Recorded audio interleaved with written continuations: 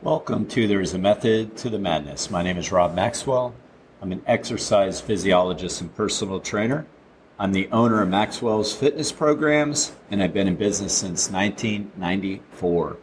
The purpose of this podcast is to get to the real deal of what really works, and most importantly, why things work. Hence the name, There is a Method to the Madness. Speaking of madness, that's what I'm going to talk about today.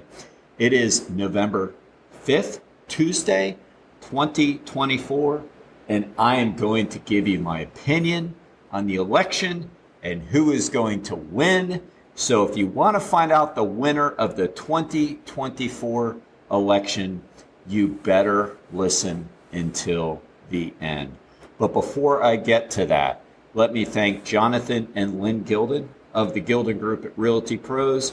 They are committed to providing the highest level of customer service in home sales, and they have all of the reviews to back that up. So why don't you give them a shout, figure out what your home is worth. 386-451-2412. All right, so let's talk about the election. I'm sure everybody has voted or is going to vote today.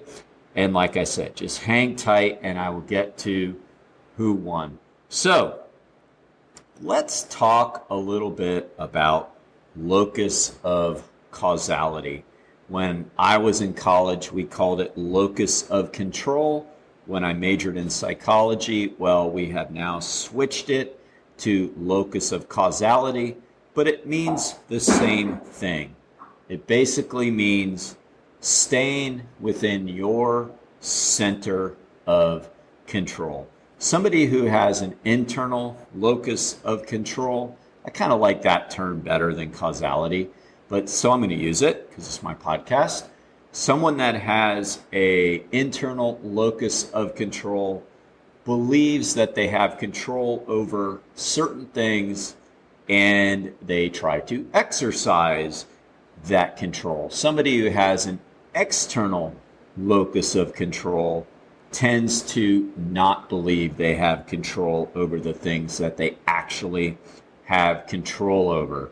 And so they tend to be a little bit defeatist. They tend to blame things on other people or situations. If they lose, it's because the other person cheated or something went wrong, but they don't take responsibility for themselves. And it's bad in many ways because they also then don't know how to exercise control to actually get better. So one of the things we've always done in performance psychology, and it's not just sports psychology, it's also performance psychology, because the same types of leaders and coaches are used in both industries, because sometimes we're talking business performance. It's really the same thing as sports. So in performance psychology, we try to get the person who might be a little bit leaning towards a external locus of control, or we like to term that learned helplessness. We try to get them more to understand that they can exercise their control over many things.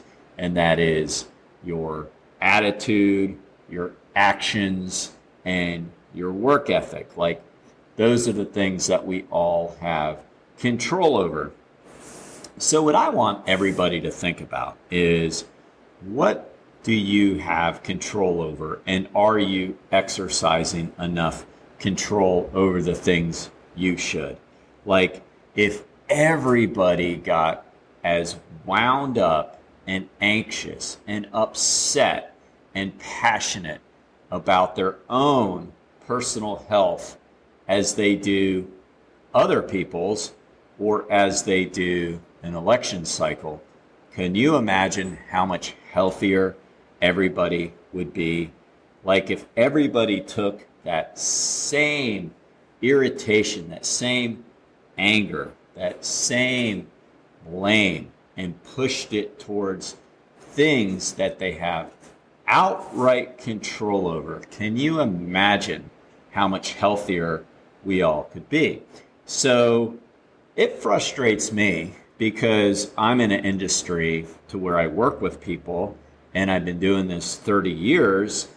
And, I know for sure that when somebody is not reaching their physical goals, 99 times out of 100, it's because if their goal is correct, I should say. So let me add a caveat to that. If their goal is something that's attainable, I have had people that had completely unrealistic goals and I had to tell them that in the beginning. But let's say we've established a nice, healthy goal or goals, and we get to the end of the goal cycle and they haven't hit their goal. I am 100% convinced, and I've seen this 99 out of 100 times, to where they just have not done what they should have done. If they didn't lose weight, it's because they wouldn't quit overeating. If their 5K times didn't improve, it's because they wouldn't put in the miles or the intensity into the miles. If they weren't getting stronger, it's because they missed 2 out of 4 workouts. So they would maybe make 50% of their workouts. Like 100% in their control. As a good trainer, and I know that I am one, I've been doing this a very long time, and I don't say that arrogantly, I say that more like with love, because I love what I do and I continue to try to strive to be better week in and week out, and I hopefully will continue to strive to get better until I don't do this anymore. That I know I put people on plans that are going to work, because if they fail, I fail, and I don't want that. Even if I didn't like somebody, I don't want them to fail, because then that's a reflection on me. So I'm going to give them a plan that is absolutely going to work for them. But they have to do it. The classic, you can lead a horse to water, but you can't make them drink, is so true. And if I had to put a number on it, gosh, I would say maybe a percentage on it. I would say in the 30 years, I'll just stay with that number, 30 to say 50% of the clients do what they need to do to reach their goals. That doesn't mean that 70 to 50% or 50 to 70% are unhappy. No, they're not. And we might not be unhappy with them if they don't do it, if there's ownership. Like, not everybody is going to always put in the work that they need to put in. But a internal locus of causality then says, well, I just didn't do it. Why not?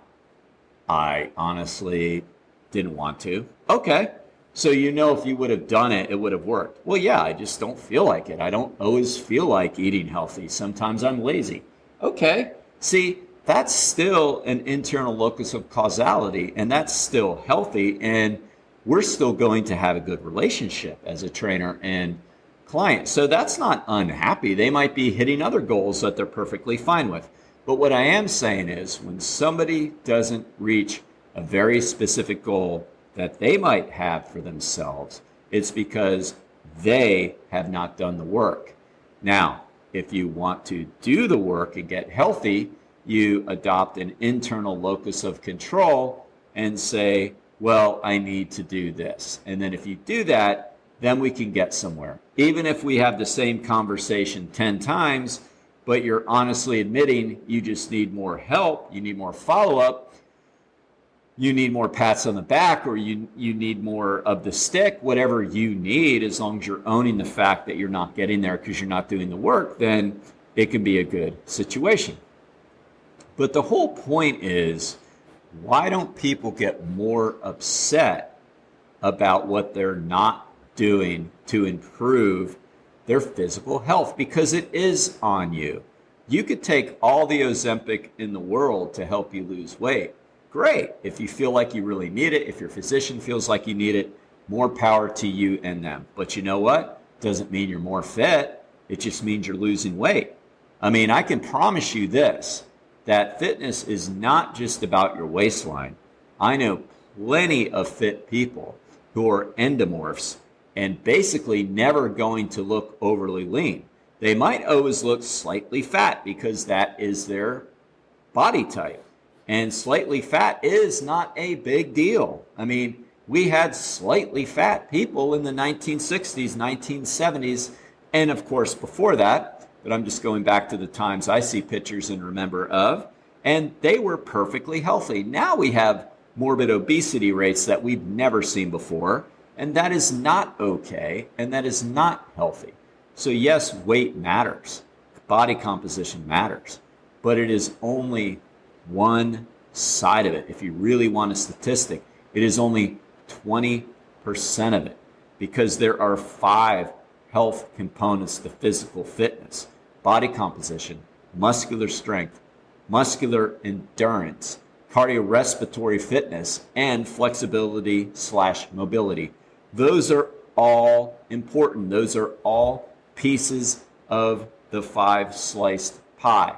They are all pieces to it. And yes, obesity can cause many health problems. It's not good. But if you are working on it to the best of your ability, exercising your internal locus of control and making sure that you're doing everything on your end and you've gotten to your best body weight, I promise you the good things are going to happen based on that. So it is totally within your control to get more fit. If you want more flexibility, it's not going to happen by you watching videos on Instagram about flexible people stretching. It's going to happen if you get up out of the chair and start stretching and really working on your mobility. If you want better cardio, you want your resting heart rate to be better, you want your blood pressure to be better, you want to be able to walk upstairs without feeling exhausted, you're going to have to put in the work. It's not going to happen because you're wishing for it to happen. It is totally within your control. And if you're one of those people that turns the political cycle into your Super Bowl and you're watching nonstop entertainment news, because that's really what most news stations are these days, well, I feel sorry for you, because you could be taking that time and you could be exercising. You could be walking around your neighborhood. You can be listening to music as you sit on an exercise bike. There is so much better use to your time, where guess what? You're actually doing more for yourself and your country if you do that. Because, people that get really wound up and upset about election time, and this isn't a insult to either side, because both sides have their radicals that are just pretty much crazy. Yep, if you're a radical, I'm calling you crazy, because you're not going to really do anything except be pissed off all the time. And guess what? If you're pissed off all the time, you're not very nice to be around. You're not very nice at Lowe's or Publix. I can assure you that my daughter is in a management position at Publix, and she deals with these types of people all the time, wearing different T-shirts with their sides in, and they'll literally ask her political opinions. Are you serious? You're asking a 21-year-old who's just trying to get you out of Publix into your car about her political opinions? I mean, you've got problems when you're doing that. You're not happy. You're not making your area any happier, and therefore you're really not helping your country, because you're just not being a very good citizen. So you would do a lot more if you got yourself into ideal health. And I guarantee you, if you got yourself in ideal health, you would feel a lot better about your country and your world, because you'd realize that, the biggest problem is people are unhappy, and they're not going to be happy when you aren't healthy and when you aren't fit. I notice it all the time when I'm jogging on the boardwalk in New Smyrna and I come upon some surfers or people that are running as well, and you pass by them on the left or on the right, or they're coming at you. The people who are also working on their fitness are happier. They smile. They say good morning. They get out of your way. You get out of their way. But then when you see grumpy Gus walking down the boardwalk with his cigarette in hand, sorry people if you smoke and you're taking this personal, but it's the truth. And you get cigarette in hand, they look overweight, and they're just staring at the ground. They're the last people that want to get out of your way. This is my experience.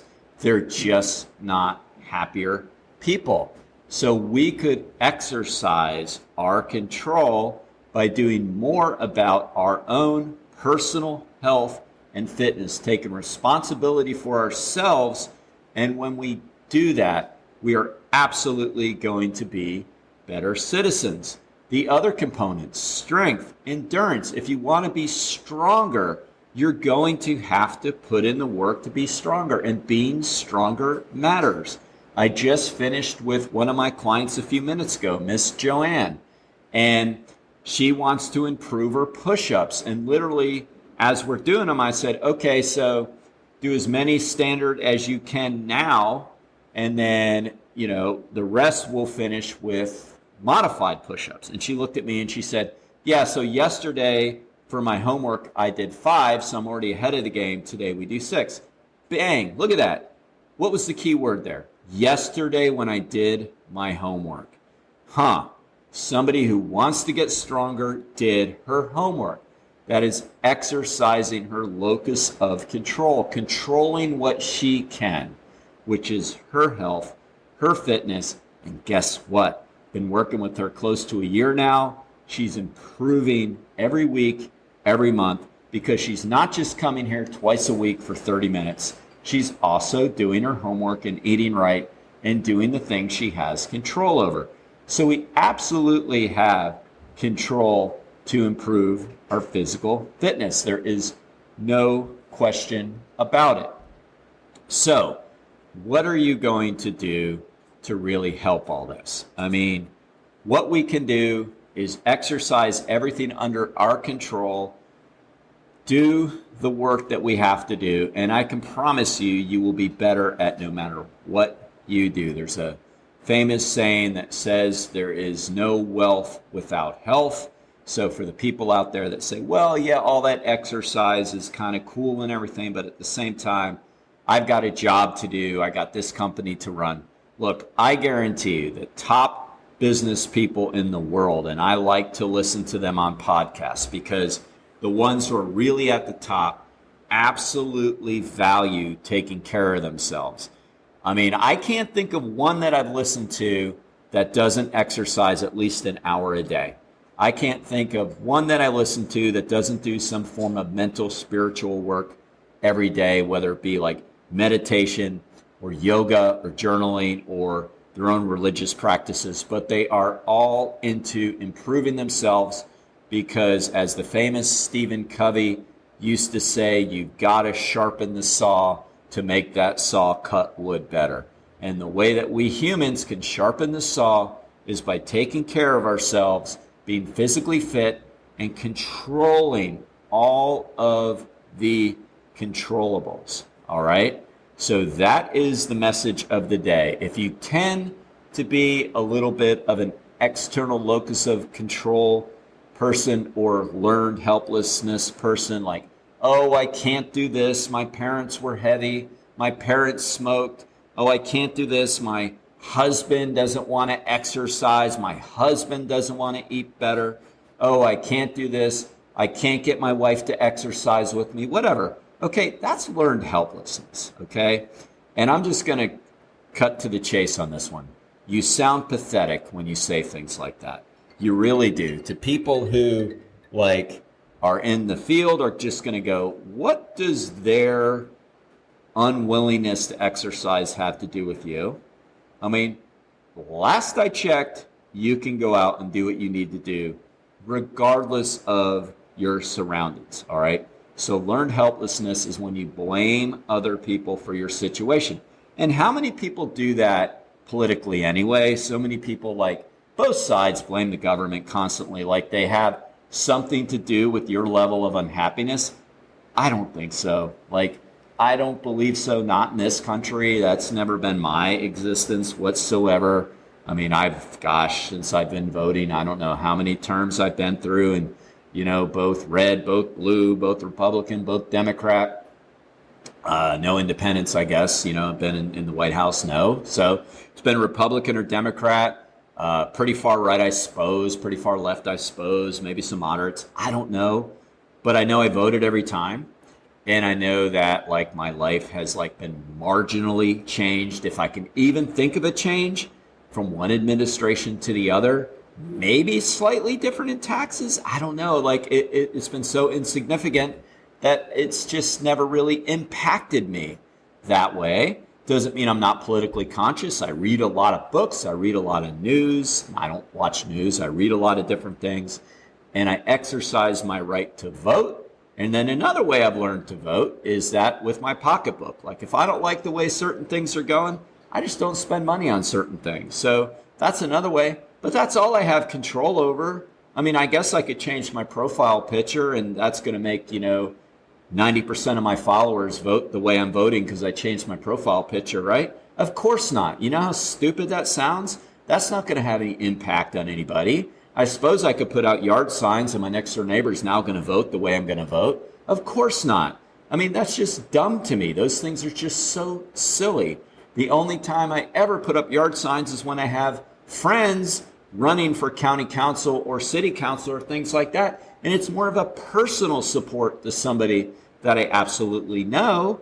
I mean, other than that, the only control I have over this political cycle is to exercise my right to vote, and I did, and then to spend my money where I think those companies are deserving of it. That's my vote.